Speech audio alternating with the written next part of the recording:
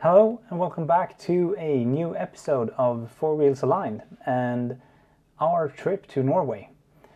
So I thought we could go over the plan and the route we are heading and where we're going and staying and which places we are visiting in Norway and also Sweden.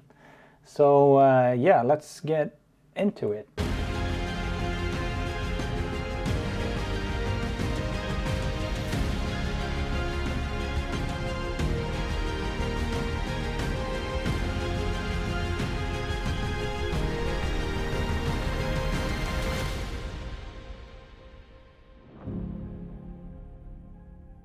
It's roughly 2,841 kilometers, so it's a long trip. First off, in our plans, we're headed off to the first night at Karlstad at a little nice beach around this area. And then our second night, we're gonna go to Smögen. We're gonna stay there for a longer period, probably for 4 days or so, just to visit Caro's dad, and we're gonna go to a show at Lysekil right here. So we're gonna go to a show here. Then we are going to head up from Smögen and start our way into Norway. So first off, we're gonna stop in Oslo because I haven't been there and Caro hasn't been there either. We are going to head from Oslo to Lysebotn, where I got a tip from a guy in a Facebook group. Yeah, we're gonna go there. It's a really long way down from a steep mountain and just serpentine roads all the way down into a tunnel. And all the roads there are, as you can see, just these beautiful motorcycle roads. It's really popular go by motorcycle here. After Lysebotn, we are going to go to Bergen, and I don't know much about it more than that it is a very beautiful city.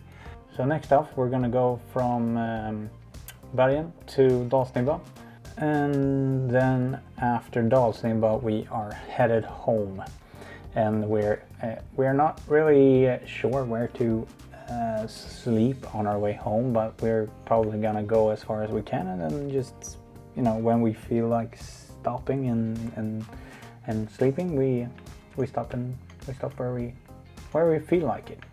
Let's just dive into what we are going to bring along with us and give you some tips and tricks on how to pack and what to pack and what kind of gear and camping gear we are going to use. So yeah. Okay, now we are standing in front of all the clothing that we are gonna bring for the trip to Norway.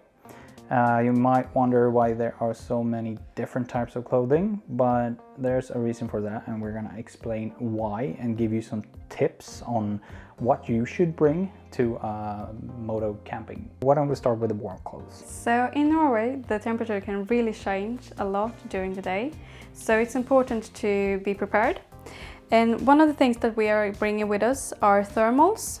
These are very important to have with you, since they will both keep you warm or cool you down. And I could say that this is merino wool. I would definitely just encourage you to buy wool. And the second thing that we are bringing is a warmer jacket and also some raincoats, because even though we have rain overalls when we are going on the bike, you may want to take a shorter day trip somewhere, just going a short hike, and then it's much easier to just have a jacket on. And also we have some bigger wool socks to keep our feet warm. If there's cold, we have some hats to keep your ears warm, and also the fleece. Very good to have. And also I have a spare set of gloves for the bike. There are just a warmer pair of gloves with Gore-Tex material, so they are waterproof. We have a tip for you guys. If you don't have the money or don't have a spare set of gloves, then you could actually bring some latex gloves. Just buy a regular pair from any shop that you have that you can put on and then put your motorcycle glove on. That's a really good tip to stay dry. On that topic, I can just show you what I have instead. And this is not Gore-Tex in any way, but these are actually merino wool. And so these gloves I have under my biking gloves. They will keep me a bit more warm. So that is also a tip. Never covered the warmer clothes for when it's really cold outside. Or if it's raining. Or if it's raining. But you also have days, fortunately, when it's really warm and sunny, so you need to be prepared for that as well. So we have with us some tank tops, and we also have some active wear, which is good because it will both keep you cool and dry really fast when you are sweating. And we also bring with us some shorts and also some swimwear, because of course you want to take a dip if it's warm enough. Yeah. And as you may see here in the picture, I also have a dress, and Pontus has... I have a nice shirt and some nice pants underneath those, but you might wonder why you need some nice clothing if you're going motor camping, because you're just going to live in the forest for 14 days. But no, so you might want to go down to a restaurant, and that's why we have the nicer clothes with us. So to make it easier for us to actually pack all of this into our bags, we have actually bought these kind of smaller mesh bags just to keep some of the clothes separate, so when you need something it's going to be easier to get it. And it's also easier when you have this size, a square size, it's easier to pack in our Touratech bags. Yeah, so the KTM has the aluminium Touratech panniers on it, and to make it easier I bought the inner bags from Touratech for those. I have a 31 liter one, and I have a 45 liter one. Yeah, so we're gonna pack in those, and you have also bought some bags. Yeah, almost forgot. So I bought some new saddle bags for my bike from Excel Moto. These should be waterproof, although we are going to put them on to the test in Norway. Yeah, we're gonna see how these are. I'm gonna put a link in the description for these bags and also for the Touratech kit. And these ones you can get on Clas Ohlson. It's a Swedish company base. It's a Swedish store.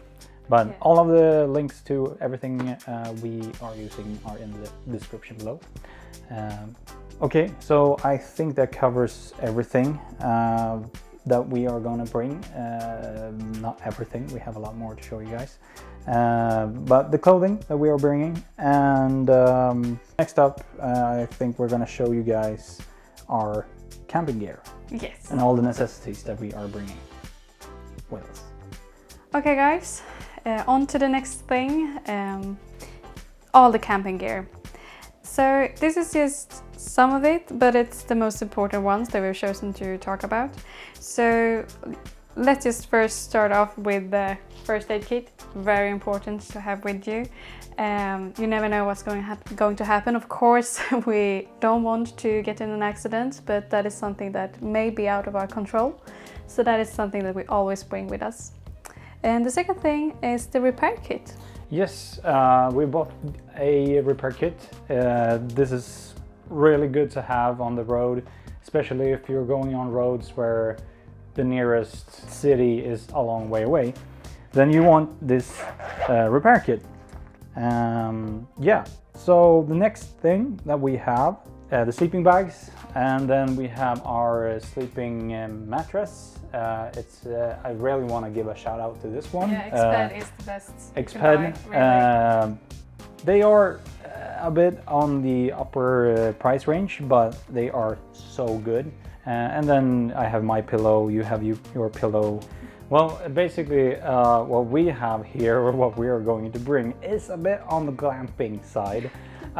We have with us our chairs. These are two foldable chairs, which are really lightweight. They are not weighing more than 800 grams or so, and really compact and really nice chairs. I love these from Urberg, Scandinavia.